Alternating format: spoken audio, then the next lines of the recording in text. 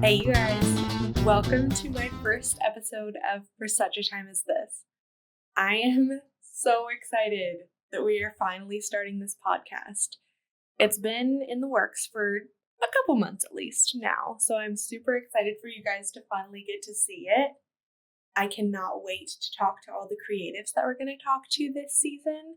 But let's just get into the basics of the podcast itself first.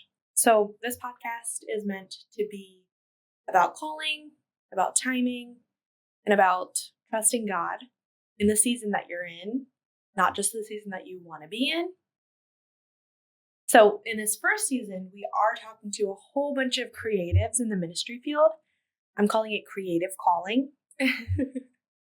So I'm talking to speakers, teachers, preachers, videographers, all the things, everything creative. And if you knew me when I was little,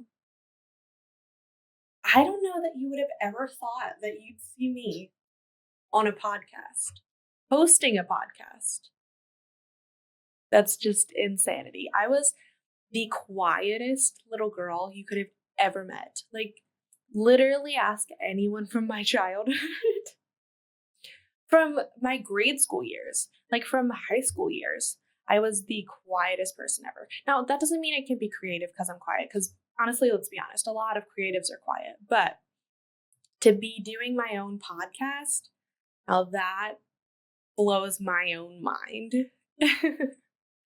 I do, if you're watching me like on YouTube, I have my notes because, okay, let's just full disclosure, my memory, not the best. And especially for this first episode, y'all, I'm still a huge introvert and I'm still that quiet little girl at heart. So trying to talk to you guys for 40 minutes, just me talking to y'all, even though I can't see you, we need some notes. So here we go. We're going to just jump right in.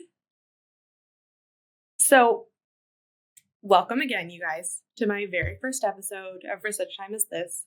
This season is called Creative Calling. So we're in season 1, episode 1. Our following seasons will be about singleness, chronic illness, mental health, and then I haven't quite decided after that, but we'll see where we go. My name is Bethany. I am the oldest of 4 children. Like I said, I was a huge introvert growing up. Honestly, didn't even think of myself as creative, but we'll get into that in a little bit. I live and have always lived in Baltimore, Maryland. So if you're in a different city, state, country, hi, welcome to Maryland. So right now, I'm actually, technically my full-time job is a marketing director at Chick-fil-A, which you say is definitely creative, and it is. But when we jump into my early years, looking back at it now, like I totally see the creativity. If you would have told me a couple years ago that I was a creative, I would have looked at you like you were insane.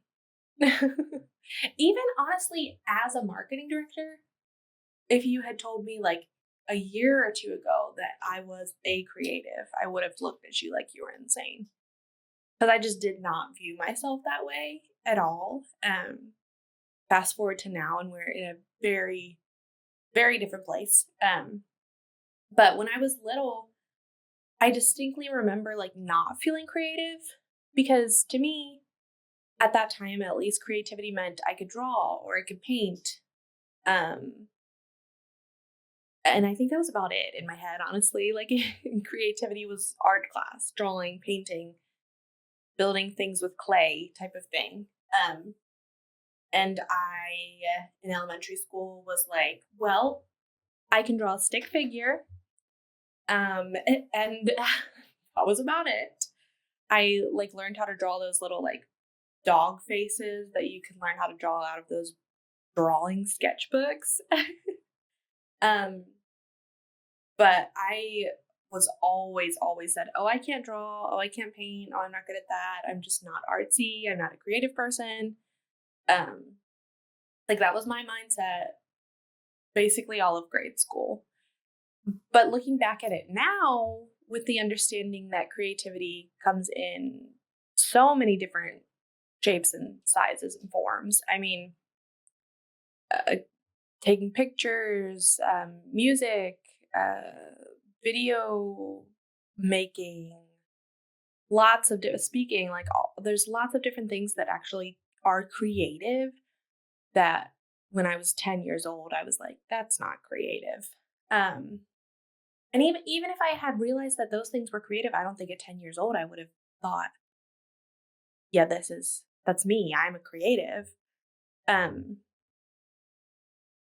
so I'm trying to think of some examples for y'all. When I was little though, I I do remember now looking back, the creative moments definitely popping up unexpectedly where I only realized now looking back that it was creative. Like because even I'm going to backtrack myself a little bit here, but like even like school projects or writing a paper, I always was like, "Mom, Grandma, help me." Because I didn't feel I could put those things together well. Nowadays, I feel like I could, but I'm just sitting here thinking, like, I don't know, putting together a poster for a school project. I feel like I remember my grandmother being the creative one, helping me put it together, not myself. But maybe being around creative people probably brought creativity out in me, I guess, because my mom and my grandma were both very creative growing up. And I remember that. I remember them being creative. I just don't remember me being creative. So creativity literally has not been a part of my self-image until about the past like year or so. Um, let me just dive into some stories from when I was little though, so you guys can get a glimpse of what creativity looked like back then, even though I was completely unaware. I when I was about 8 years old, I wrote a letter to Barney. Now I don't know who I really wrote a letter to. I guess the producers of the Barney show or something like that. Um, but I remember writing a letter, and my mom can correct me on how old I was. My guess is 8. I remember writing a letter to Barney and just saying like, I really, really want to be on your show. I think I'd be really good at being on your show. I want to help make money for my house. And I would love the opportunity. Just like, please let me know how I can be on your show or something like that.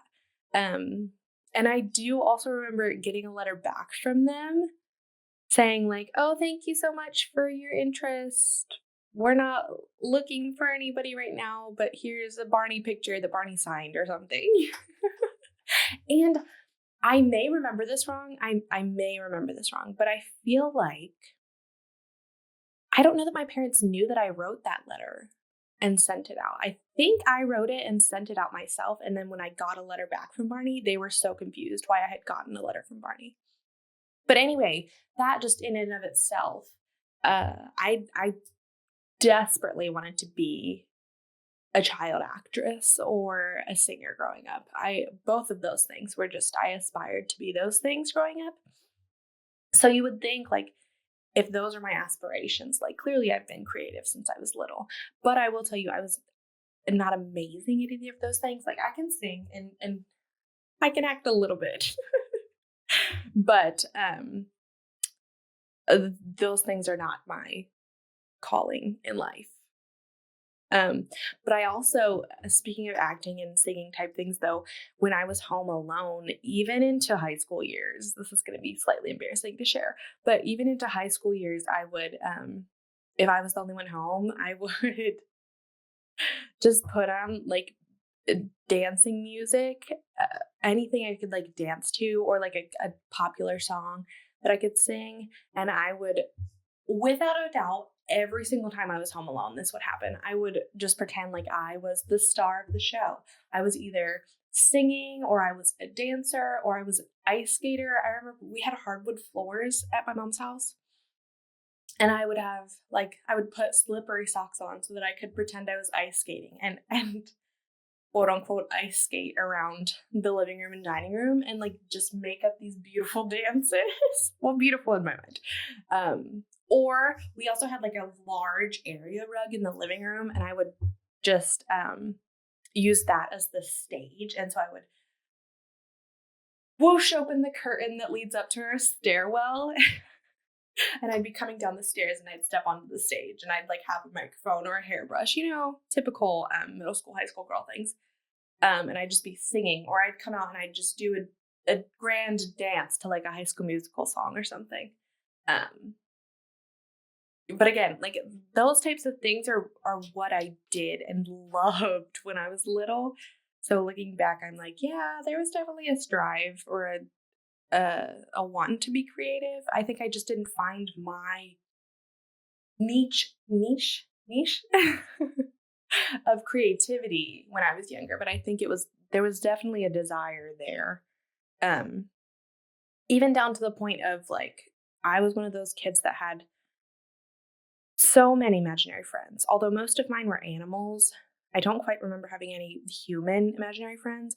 I remember having tons of horses, imaginary friends, and some dogs and cats. And I can distinctly remember this one time we were like going on a road trip, and I had my dog and my cat imaginary friend in the car with me, but my main horse had gotten left behind all in my head. So I remember like saying to myself, "Oh, the horse, she needs to catch up," and like imagining her running up the highway alongside of us and jumping in the car.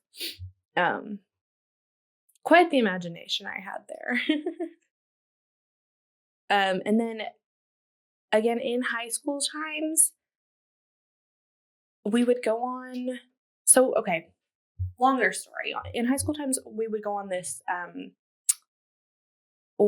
like a youth group trip to Ocean City, New Jersey, with some kids from Maryland, and then we would meet up with a bunch of kids from upstate New York, and we would all hang out at Ocean City for the week, and we'd have, Bible study lessons and worship and prayer time and all the things. And whenever we would get home from those, I would collect like all the pictures and video footage I could find that either I had or other people had shared, or I'd asked people for it. And I would create like this video montage of our time together. And once I started doing that, I loved that. That was something I really loved doing, creating these like video montages of our week together in Ocean City. I started doing that for things outside of just Ocean City trips. Like I remember making a few for like each one of my friends. I would choose like a cool song that I felt related to our relationship, and then I would put it in all the pictures we have together and just make it into a video. And I would spend a decent amount of time like choosing the transitions and trying to line up the words of the music with the pictures.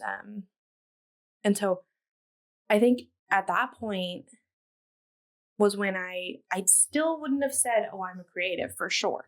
But at that point, I remember saying to my mom, like, "I wish I could do this. Like, can this be a job where I just make like video montages of things?" And she was like, "I'm sure people would hire you to do that when you're older." And I was younger, like I was 13 in the beginning of high school, I think, maybe 12. And so I was still pretty young. And so she was just, "When you're older, I'm sure you can do that." And I just, in my head, didn't understand how that could be a job. So I was like, that can't be a job. That's just something I love to do. I can't do that with my life. That'll just be something I love to do on the side. But literally since then, that's dream job right there. Just making some video montages. And so then I got into social media networking for a health and wellness company back in 2018, which was 7 years ago now. That's crazy. And at that point, I kind of had to learn how to be creative to an extent. I had leaders in the company that just taught me how to utilize social media to grow sales because it was a commission based job. And so I had to learn how to type up these beautiful paragraphs as captions, or put filters on pictures, or um, like not even just filters, like full on edit pictures, or create stories using like Canva or something like that. So I learned that side of social media creativity in my early years with that company. And then that is actually what led me to being a marketing director at Chick-fil-A, because I worked at Chick-fil-A since I was 17 years old, right after high school. And I started as a team member there, but I moved into the marketing role back in 2020 because my boss at the time, we needed a marketing director, well, a second marketing director. And he knew that I did social media marketing, and had seen some of my stuff and said, well, do you want to do marketing here? Because I had gotten to the point of not really wanting to do Chick-fil-A anymore. Honestly, I had gotten really burnt out of the whole operations side of being a manager, and running a shift, and running the store. So I had gotten pretty burnt out and was about done. And then he offered me a marketing position, and I was like, that sounds really fun. And so since then, I've been continuously growing my creative skills with running a social media page and running events and coming up with ideas for promotions and all that kind of stuff. So that's just, and at that same time, back in 2020, actually, yeah, same time, I think when I started in marketing at Chick-fil-A, I realized that I loved to create like picture scenarios as well. Not just video montages, but pictures, to like pose pictures and set up this grandiose picture that I would take for the Chick-fil-A social media page. Um, and then I decided, oh, maybe I can take pictures of people. So it was COVID time. It wasn't like anybody was out there doing too much. So I had a bunch of free time, and I would just ask friends and family, like, hey, can I take pictures of you? And I just used my iPhone for a little while before I started using my mom's old camera, and now I have my own camera. Um, but I feel like I'm going down a rabbit hole here, guys. But anyway, so I started marketing and photography both in 2020. So now I still do marketing for Chick-fil-A, and I have a photography business. It's called Garner Style Photography. I do lifestyle photography, so like anything from events to engagement shoots to family shoots, graduation shoots, all that kind of fun stuff. And I absolutely love it. So my creative skills have just really blossomed, I guess, since 2020 with being in marketing at Chick-fil-A and just kind of throwing myself into photography. And I grew up with my mom doing photography, enough to where like she took my senior pictures for me for high school.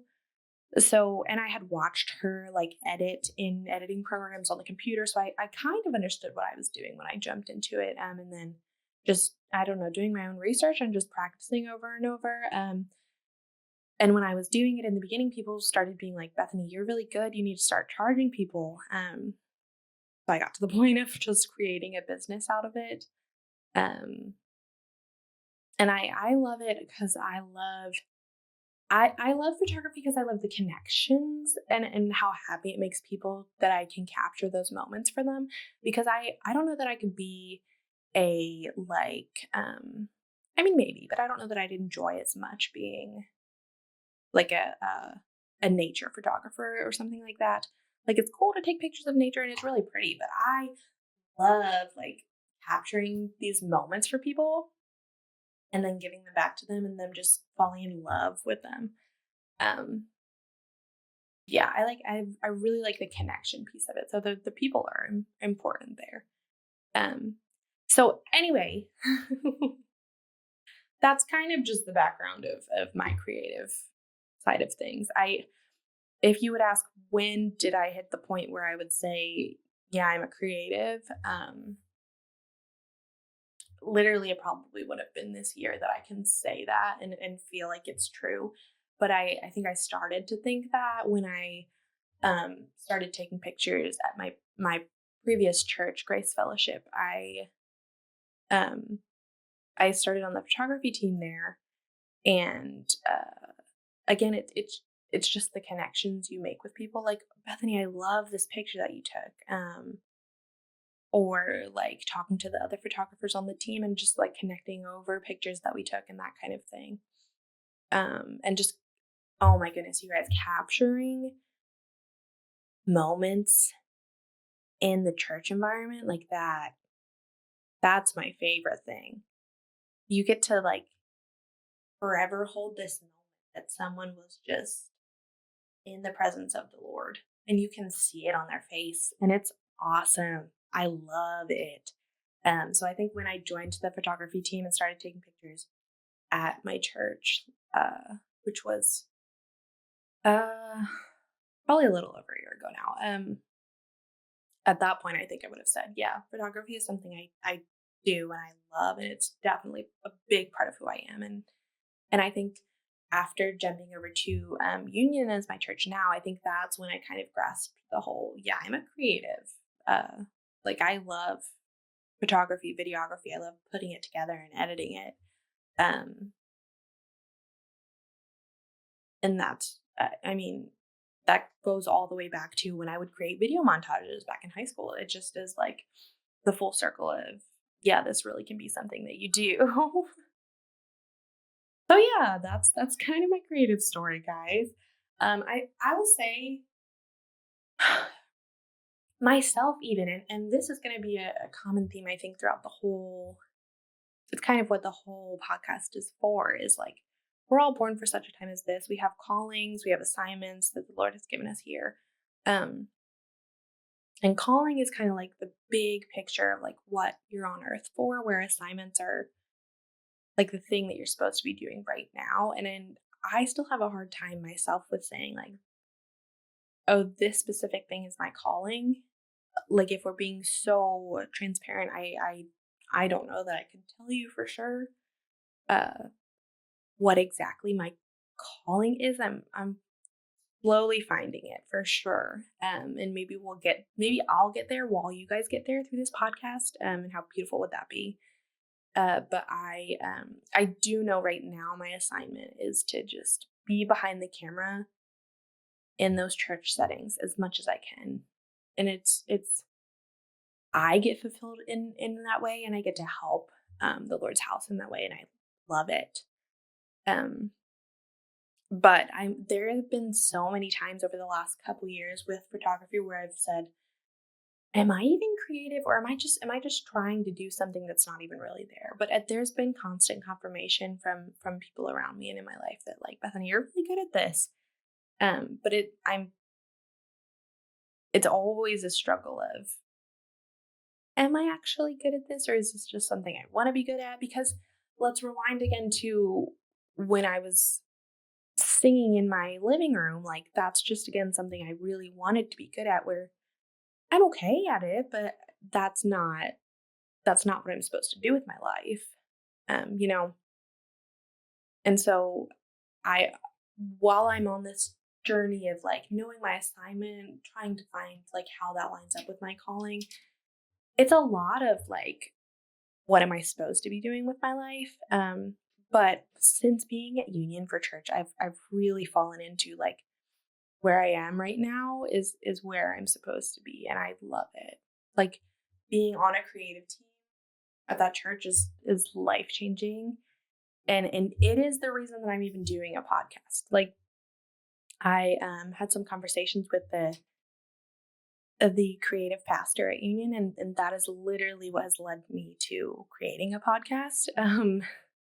So, and here we are, a podcast, another form of creativity. And I had so much fun putting together like how we're going to run each episode, and connecting with people to be my guests and all that kind of stuff. And it's again about the connections with people. And I think that part, that connections with people, is where uh, my faith and the creativity can make a connection. Because I'm not just taking pictures just to take them. I'm taking pictures to make connections. And in the church setting, I'm taking pictures that can be shared, and maybe draw someone to the church because, again, a full disclosure moment, the reason I even ended up at Union was because I saw it on social media and said, I need to try this out. Looks like a amazing church. And then I went and then it was amazing. So there's all those steps as well. But if I know that that's why I showed up and went in the doors of that church, then I know that I'm making an impact by taking these pictures and videos because there are other people that are going to show up because they saw this church online. And then they're going to have the chance to say, wow, this church actually is amazing, and have just their own relationship with the church and with Jesus through that way, in that avenue. So that type of connection is something I get to do. But then also when I'm doing pictures, I get to connect with people that I'm taking pictures of, or when I'm hosting a podcast, I get to connect with the people that I'm talking to as my guests. And I think that building relationships, for me, relationships are why we are on earth. Like, for all of us, like, we're supposed to be leading people to Jesus, growing the kingdom. I mean, you're not doing that if you're not building relationships. How else are you doing that if you're not building relationships with people? Literally, like, in my mind, like, there is no point in anything that we're doing if you're not building relationships in order to lead people to Christ. Like,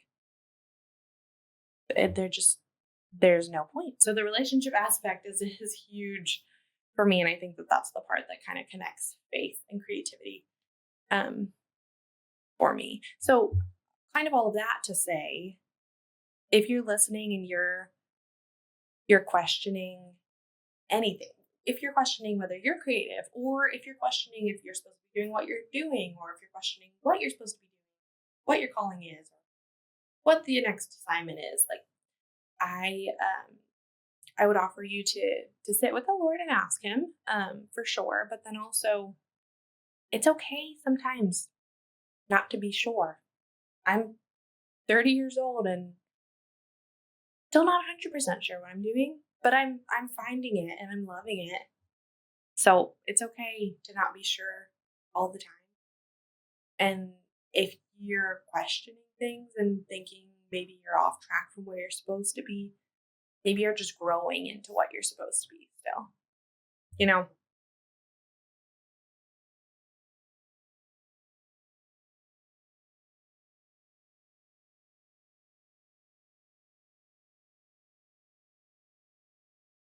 all right, you guys, as we're kind of getting to closer to the end of this first episode of For Such Time as This, I just want to go into some, I guess, housekeeping of what it's going to kind of look like going forward. So at the beginning here, it's slightly different because we have our first episode today. Our second episode is actually going to come out tomorrow. And then our third episode is going to come out on Thursday. So we're kind of giving you a lot to listen to at the beginning, just to kind of give you an idea of what you'd be getting yourself into and what you'd be listening to. But then from there, from Thursday, we're going to do bi-weekly. So it'll be 2 weeks after Thursday that the next episode comes out. I'm probably going to keep it about 10 episodes a season. So each season will probably last about 5 months. I want to be able to jump right into a next season. It may happen that I take like a like 1 episode break during each season so that it starts like a new season every 6 months is kind of my idea. So that's what that part is kind of looking like. Each episode is going to be about 40 minutes long. This is the only solo episode that I'm going to have. As far as the timeline I have as of right now, this is the only solo episode I'm going to have. After that, I'm going to have guests. So it's not going to be just me talking. There'll be other people with super insightful information. I've actually, let's be honest, I've already recorded 3 of those at this point, and they were amazing. Like, I already know little clips I'm gonna make into little Instagram reels for you guys to watch little bits of it. But so each season will have guests that have knowledge on the season that we're talking about. So, like I've said a couple times, this season we're just talking to a bunch of creatives in the ministry field. And I'm also going to try to have it constantly looking at things through a lens of faith. So, I'm, for the most part, planning on having a Christian um, guests on, but I also may look into people that I can have conversation with that aren't Christian, so that we can kind of get that background and that perspective on things. But it is a faith-based show.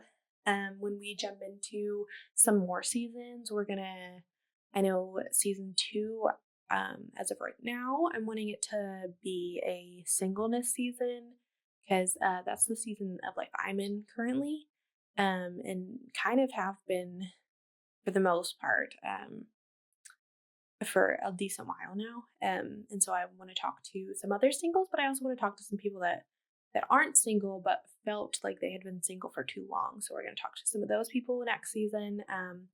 And then I also want to do a chronic illness season and a mental health season, because those are all things that are really close to my heart and things that I am passionate about and struggle with or have as part of life. So I want to dive into those things. So you're welcome to join in for whatever season feels good for you. Or I'd love to have you listen all the time, of course. I would love the support if you guys would subscribe or follow, depending on what platform you're on. You should be able to listen to the podcasts on Apple, Spotify, and Amazon, as well as watching them on YouTube. And I'll be posting clips on my Facebook, my TikTok, and my Instagram, which you should be able to find me under Bethany Garner. There may come a point in time where I make For Such Time as This its own social media platforms, but we'll see. And I will certainly share those on my platform, so feel free for right now to just follow my platforms, and follow For Such a Time as This on YouTube, because it will have its own YouTube channel. I know that much. And then listen wherever you listen to your podcasts. And I'd love, if you share them, engage with them, leave comments if you're watching them on little clips on TikTok and Instagram. I'd love to engage with all of you guys. And I'd love to, if we get to the point where I can do questions for the guests, that would be so cool and so fun, don't y'all think? But this season in particular, when we're talking to creatives, I do hope that you guys are able to get something out of it, whether you're a creative or not. I think all of us have a little bit of creative in us, if we're honest, just in different ways, some more than others. Whether you're questioning whether you're creative, maybe my story of how I didn't think I was creative until I was 29 years old will help you. Or if you know you're creative and you just want to hear some insight from other creatives, or how they got involved, or you just want to listen to me talk to my guests, I would love that also. But I do hope that you guys are able to get something out of each season, because the guests, honestly, whether you're creative or not, some of the things that they have said has just been wow moments for me already, and I'm so excited for you guys to hear them. But thank you guys so much. If you listened to this whole first episode, kisses to you, because that is awesome, and I love you. That's so supportive of you. You're amazing. You right there. You're amazing. And I love you. And I hope you're just here along for the journey all the way, however long we go on this. Maybe take some time to reflect on your own creative calling, or your own calling in general after this episode, or the season of life you're in, or realize that you don't know, and that's okay. And this is a good podcast for you, because we're all born for such a time as this. Remember that. God put you on this earth at this time for a reason. I'd love for feedback or questions or topic ideas. So via my social media, you can send me any of those. Topic ideas would be fun, but I do want to make sure they're topics that I can relate to. in some way, shape, or form. But that could be a lot of things. So remember to subscribe and share. I do want to just close with two quick uh Bible verses. Goodness, I lost my train of thought there, guys. I'm so sorry. And then I lost the page. Hold on. We're coming. I know if you're listening, you're like, what's going on? I closed the page. Okay, these are the two that I wanted to share. So the first one is this is the NIV version of the Bible. The first one is Ephesians 4:1. As a prisoner for the Lord, then I urge you to live a life worthy of the calling you have received. And then 2 Timothy 1:9. He has saved us and called us to a holy life, not because of anything we have done, but because of his own purpose and his grace. So I think that second one I really like. Not more than the first one, but the second one really, it should tell you, like, if you don't know your calling, let's be honest, our broad calling, all of us, our broad calling is to live a holy life that's pleasing to God and to lead others to him. So I can tell you that that's the broad term of your calling. The smaller portion of your calling that's specific to you, I can't tell you that. That's something that you have to lean on the Lord to figure out. And then the assignment that you're in right now, again, can't tell you that, but I'd love to hear about the assignments or the callings on your life. All right, you guys, we are wrapping up this first episode. I'll see you guys soon. Bye.